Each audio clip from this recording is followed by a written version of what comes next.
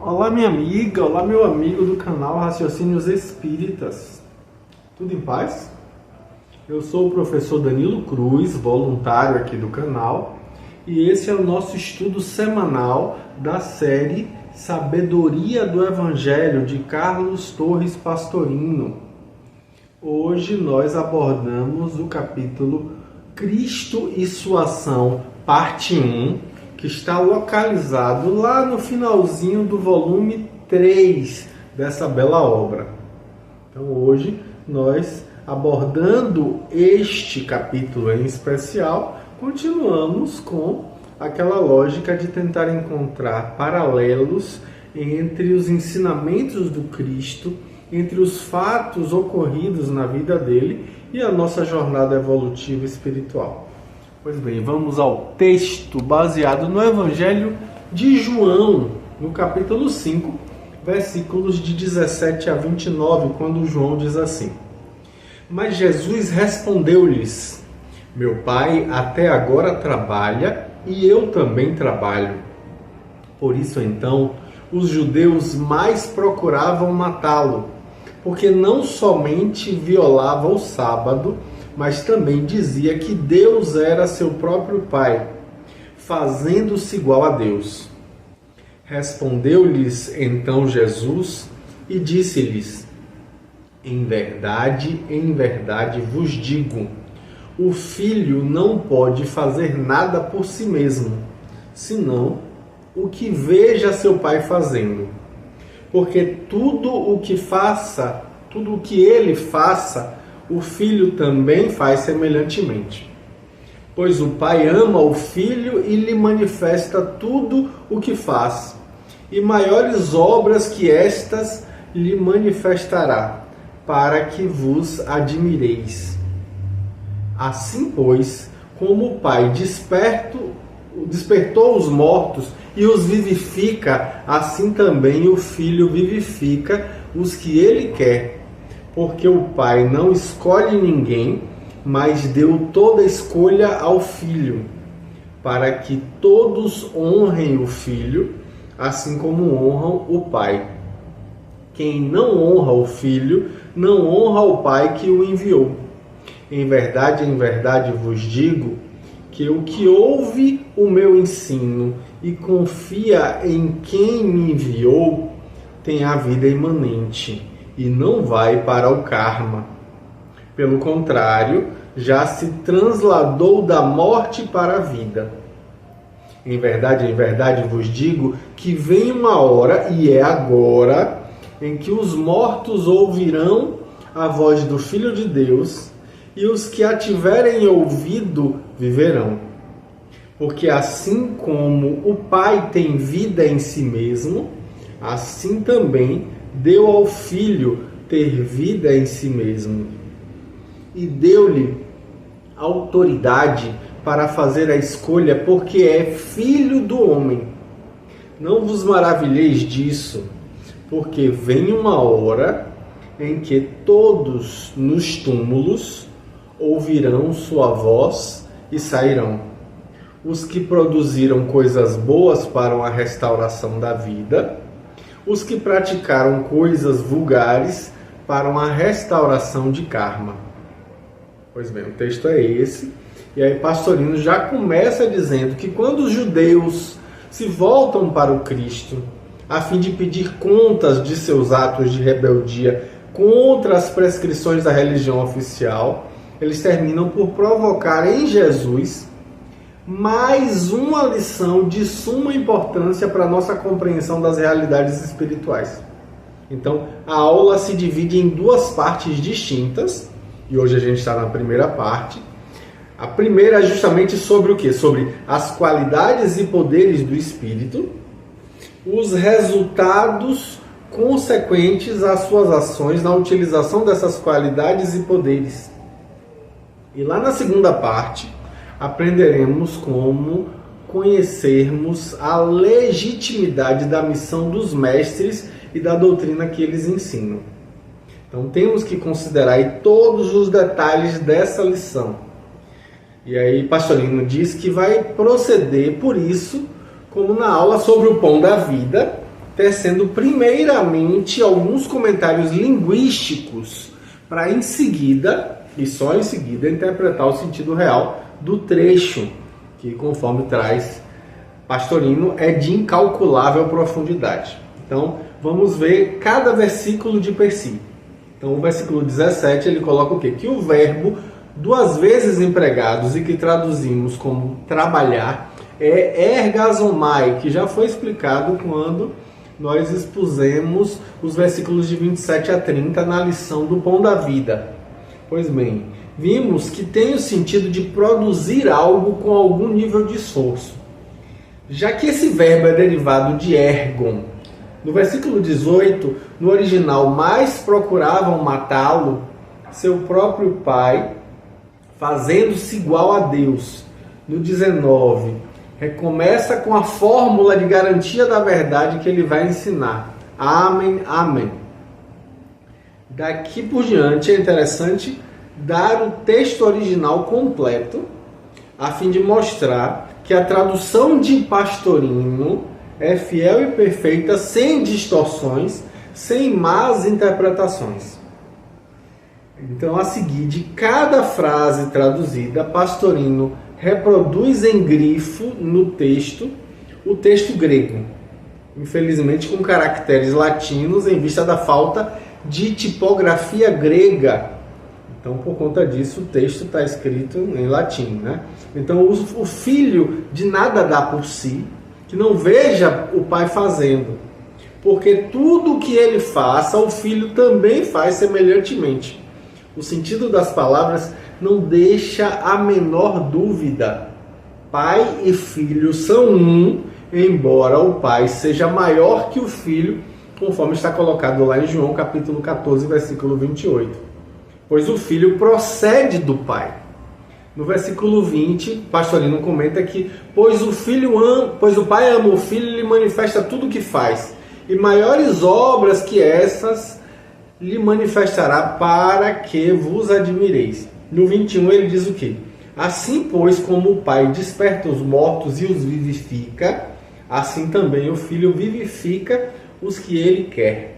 No 22, Pastorino coloca: porque o pai não escolhe ninguém, mas deu toda a escolha ao filho. No 23, para que todos honrem o filho, assim como honram o pai. O que não honra o filho, não honra o pai que o enviou. No 24, o Pastorino coloca assim: em verdade vos digo, o que ouve meu ensino e confia em quem me enviou, tem a vida imanente e não vai para o karma. Pelo contrário, já se transladou da morte para a vida. No 25 ele diz assim: em verdade vos digo que vem uma hora, e é agora, em que os mortos ouvirão a voz do Filho de Deus, e os que a tiverem ouvido viverão. No 26 ele diz assim, porque assim como o Pai tem vida em si mesmo, é autoi, assim também deu ao Filho em si mesmo. No 27 ele diz: e deu-lhe autoridade para fazer a escolha, porque é filho do homem. No 28 ele diz assim: não vos maravilheis disso, porque vem uma hora em que todos nos túmulos ouvirão sua voz e sairão. No 29 ele coloca: os que produziram coisas boas para uma restauração de vida, os que praticaram coisas vulgares para uma restauração de karma. A palavra falua, como é colocado, geralmente é traduzido por mal, tem um sentido, na verdade, de coisa vulgar, coisa comum, coisa ordinária, de pouco preço. E o termo anástasis tem significado principal de restauração, levantamento, erguimento. E por isso, geralmente, traduzem como sendo ressurreição. Consideremos agora, então, o sentido real e profundo dessa aula sublime que a misericórdia do Cristo trouxe para nós, como coloca Pastorino. Bebamos aí desses seus ensinos até as últimas gotas, saboreando tudo que a nossa ainda pequena capacidade evolutiva permite. Inicialmente, diz-nos o Cristo, terceiro aspecto da divindade, que se manifestava plenamente através de Jesus, falando através de sua boca. Meu Pai até agora trabalha e eu também trabalho, justificando seus atos supostamente desrespeitosos da lei mosaica, que é uma lei humana para a personalidade, com um exemplo divino. Os próprios teólogos israelitas admitiam que Deus continuava trabalhando no cosmos. Fílon de Alexandria vai trazer nos seus textos que Deus jamais deixa de produzir, mas como é próprio do fogo queimar e da neve gelar, assim produzir é próprio de Deus. Conforme também de Fílon Querubim, lá ele coloca, né, os rabinos Fínehas e Osaja em Bereshit Rabbah, citado por Strack Billerbeck. Ele coloca justamente o quê? Que a igualdade com o Pai, em tal intimidade que ele justificava os atos, causou a maior celeuma, ainda que o desrespeito à lei sabática. Então, todo israelita sabia, no caso aí, que o Filho de Deus, a quem chamava Pai, então, considerando aí sempre um Pai exterior a eles, apenas transcendente, de natureza diferente. O Cristo, de um golpe, embora de modo implícito, declara-se juridicamente igual ao Pai, com os mesmos direitos divinos, acima de todas as prescrições religiosas. Então foi isso mesmo que entenderam os presentes, conforme fica anotado ali pelo evangelista, e isso era ainda muito mais grave do que a própria violação dos preceitos legais com relação ao sábado. Em toda essa aula, Cristo prova que de direito pode imitar ao Pai, não porque sejam hierarquicamente iguais, conforme a gente já disse, né? O Pai é maior que eu, ele já falou isso, então, mas porque, sendo ele o Filho unigênito, tudo o Pai lhe concede pelo amor que lhe dedica. Pois bem, na realidade, assim é. O Pai é Logos, o som criador e conservador, que constantemente cria e conserva os sistemas atômicos e estelares, como aponta Pastorino, em seus contínuos movimentos de rotação, translação, nidação, e lá vai a lista enorme de movimentos. E esses sistemas que formam miríades de universos são as manifestações do Filho unigênito, ou seja, o Cristo cósmico, que de dentro de todos e de tudo, imanentemente, impele tudo a evolução para o Espírito. O amor do Pai pelo Filho, o amor é o Espírito Santo, faz que tudo caminhe do amor para o amor, do Espírito para o Espírito, passando aí pelas fases dos aspectos intermediários do Pai, som, logos, e do Filho, impulso evolucionador intrínseco, ou seja, o Cristo interno. Então, sendo o Pai o som criador e conservador, ele trabalha sempre criando e conservando. E o Filho igualmente trabalha sempre impelindo tudo pelo caminho da evolução constante, a evolução progressiva.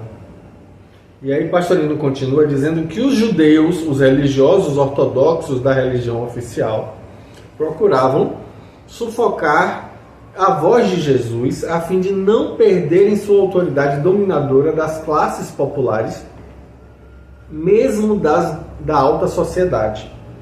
Então o espírito abafado pela matéria, o sem forma, sufocado pela forma, o infinito limitado pelo espaço, o eterno restringido pelo tempo, a vida perseguida pela morte. E ele diz assim, ó, o ensinamento prossegue salientando qual é a ação do Filho, fazer tudo o que faz o Pai. Nada pode fazer o Filho de si mesmo, por si mesmo, já que é passivo, é amado.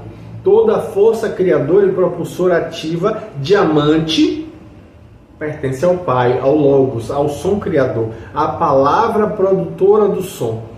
Então o trabalho é feito em conjunto Porque Deus é um só, quer sobre o aspecto do amor, que é a luz, quer sobre o aspecto do amante, que é o som, quer sobre o aspecto do amado, que vai dos sistemas atômicos aos sistemas estelares, galáxicos, cósmicos, como coloca Pastorino muito bem.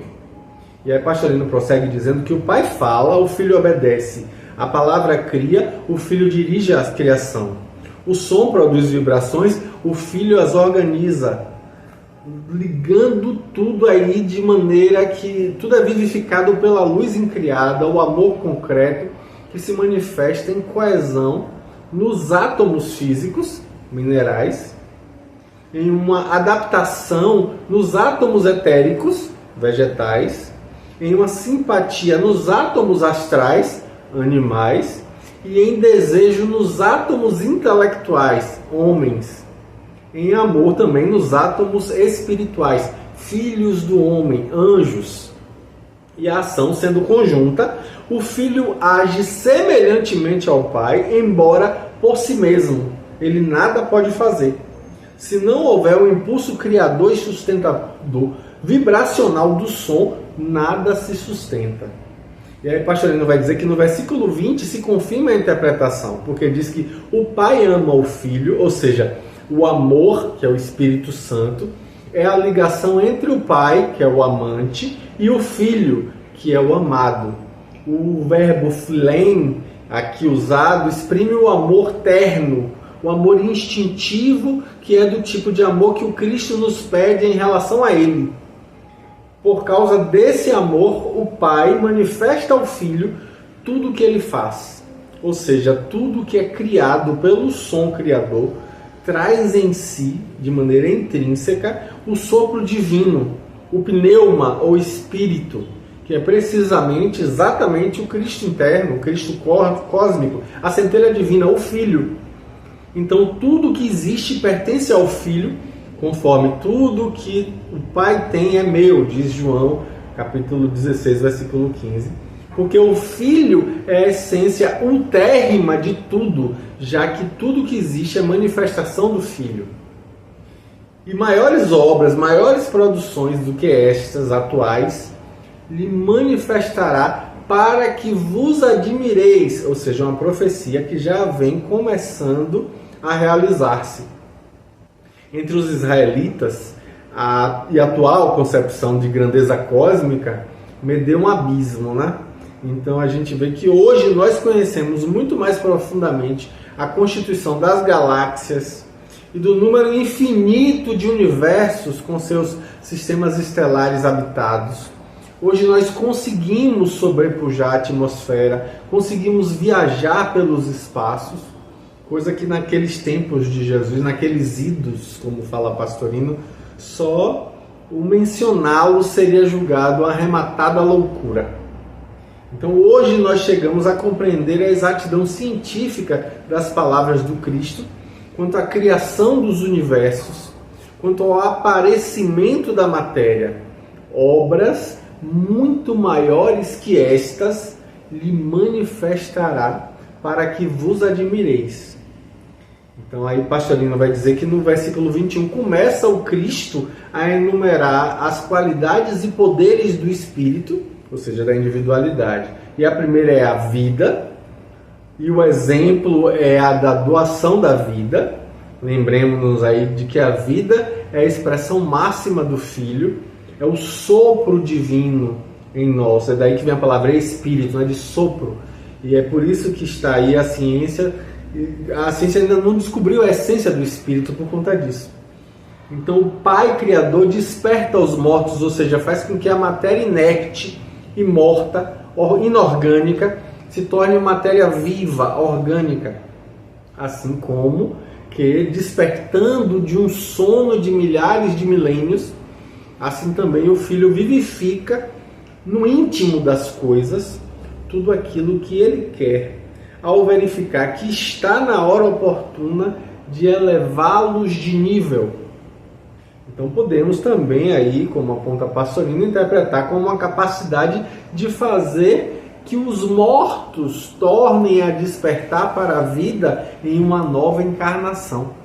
Então, da mesma forma que o Pai, o som criador, desperta os mortos na encarnação mecânica e automática dos seres evoluídos, assim o Filho vivifica os mortos na encarnação consciente, quando cada um toma por si a iniciativa de voltar à vida física, impulsionado aí internamente pela centelha divina, que é exatamente esse Cristo interno, como já falamos, o Filho. No versículo 22, Pastorino vai dizer que tanto é assim que nesse versículo é explicado que o Pai não escolhe ninguém, mas deu toda a escolha ao Filho. Isto é, o Pai age automaticamente, dando movimento e vida a todos, mas compete ao Filho escolher o momento exato para determinar os passos evolutivos que cada ser deve dar. Isso porque o Filho é imanente, o Filho é que dirige a evolução de dentro. Então, numa interpretação mais elevada, conforme aponta Pastorino, já podemos aí entrever a concessão do livre-arbítrio aos seres mais evoluídos. O Pai dá-lhes força e vida, deixando-lhes a inteira liberdade. Mas o Filho, o Cristo interno, do âmago do coração de cada homem, escolhe o caminho que quer seguir, buscando sempre a felicidade máxima. E aí a gente vê que de fato ele pode enganar-se, o homem pode se enganar, colocando a felicidade fora de si, colocando em coisas externas essa felicidade, mas com o tempo chegará a compreender onde se encontra a meta real e verdadeira de sua felicidade. Para isso, o Cristo nos convoca ao seu amor, nos impulsiona, como coloca na segunda carta aos Coríntios, Paulo, no capítulo 5, versículo 14. Pois o amor de Deus foi derramado abundantemente em nossos corações por meio do Espírito Santo. Paulo falando aos Romanos na sua epístola, capítulo 5, versículo 5. Que o amor é concreto.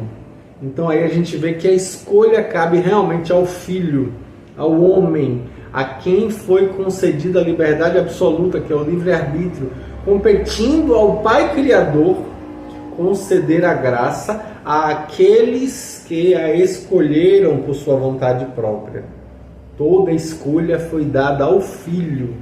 Então, por essa razão é que Pastorino rejeita o sentido analógico de julgamento, já que jamais exprimiria o ensinamento dado por Cristo, o julgamento, né? Então, no 23 ele diz o quê? Que a escolha foi dada ao Filho com uma finalidade, para que todos os homens honrem ao Filho como honram ao Pai. O Filho, o Cristo que em todos nós habita, deve ser por todas as criaturas tratado com a honra que todos tributam ao Pai. Esse mesmo verbo é usado no 5º mandamento da lei mosaica, como aponta Pastorino, né? Honrarás o teu pai e a tua mãe, Deuteronômio capítulo 5, versículo 16. Então, assim como a lei escrita para a personalidade transitória manda que a gente honre os seres que nos proporcionaram o corpo físico, assim também a lei do Cristo ordena que nós honremos o Filho, que é o nosso eu profundo, tal como nós honramos o Pai Criador, que nos deu a existência eterna e nos sustenta com a sua vida. E a razão é acrescentada ainda mais ali. O Pastorino vai lembrar, né, que quem não honra o Filho ipso facto, não honra o Pai que o enviou a percorrer a escala evolutiva. Porque ambos, Pai e Filho, são um só, no amor do Espírito Santo. Eu e o Pai somos um, fala Jesus em João capítulo 10, versículo 30. Então a gente vê, né, que mais especificamente ele ainda diz assim, ó, eu estou no Pai e o Pai está em mim. João capítulo 10, versículo 38 e capítulo 14, versículos 10 e 11. Se é assim, como não podemos duvidar que seja o envio do Filho por parte do Pai, não pode exprimir o que tem sido ensinado até hoje. que o Pai lá do céu enviou o Filho para cá, para a terra, para fazê-lo morrer à mão dos malfeitores, e então, regozijando-se com essa morte, teria perdoado a humanidade. É uma crença tão absurda que a gente não pode compreender como é que ela atravessou séculos de maneira tão repetitiva por gente que parecia saber raciocinar, como aponta Pastorino. Seria como se um homem tivesse uma fazenda e ele fosse lesado anos a fio por seus empregadores. Então ele resolveu que perdoaria os empregados, mas com uma condição: que eles matassem o filho dele, o filho único dele. Que infantilidade inconcebível essa tal dessa teoria da redenção pela morte do Filho de Deus. E o sentido do ensino é tão diferente, é tão completamente. Nós teremos a oportunidade de ver o sentido ao seu próprio tempo mais adiante. Então, Jesus Cristo passa a falar através de Jesus sobre as ações dos homens nas condições indispensáveis ao êxito da evolução, sem perigo de atraso na caminhada. Ele vai dizer que as condições são duas: ouvir o ensino que o Cristo nos traz em nosso âmago e confiar no Pai, que em nós habita sob a forma de vida e donde partiu o Filho para constituir nossa essência profunda. Aí Pastorino vai dizer que os resultados obtidos também serão duplos. Um é ter a vida imanente una com Cristo e por isso mesmo não cometer erros, mas passar diretamente da morte do corpo encarnado para a vida liberta do espírito, não mais sujeita aí a uma lei kármica das encarnações compulsórias, o chamado Kiklos Ananke, que Pastorino tanto cita. Então, quem ouve o ensino e se entrega ao Pai confiantemente, atrai para si a graça do encontro místico e se unifica com o Cristo, que é um com o Pai, conforme ele diz, né? Eu estou em meu Pai e vós em mim, e eu em vós. João capítulo 14, versículo 20. Então, nesse estado aí, ninguém caminhará para o karma. Mas, embora encarnado, já se trasladou, no sentido literal, da morte para a vida. Então, com a repetição da fórmula de garantia de veracidade, ele afirma, no caso aí o Cristo, assegura, né, que chegará uma hora, e já começou essa hora, desde aquele momento, em que os mortos, ou seja, os encarcerados na carne, ouvirão a voz do Filho de Deus, ou seja, o Cristo interno, e todos os que a tiverem ouvido e seguido os seus ensinamentos, viverão no Espírito. Depois dessas explicações já muito claras, não satisfeito, ele ainda se utiliza, esse grande mestre inefável, de repetições didáticas, repisando os mesmos conceitos com palavras diferentes, justamente com a finalidade de evitar qualquer dúvida que ainda pudesse pairar na interpretação dos ouvintes. Ele toca novamente nos 3 pontos esclarecidos: vida, a escolha, que é o livre-arbítrio, e o resultado, que é o karma das ações livremente realizadas. Diz então: assim como o Pai tem vida em si mesmo, já não é mais o poder de dar vida, mas o fato de ter em si a vida, assim concedeu que o Filho tivesse vida em si mesmo. Com efeito, aponta Pastorino, que proveniente da vida amor manifestação, da vida plena, o Pai é a própria vida que se ativa sob o aspecto de amante. E como o Filho é o próprio Pai que se estende e manifesta também o Filho, o Cristo, tem em si a vida passiva sob um aspecto de amado.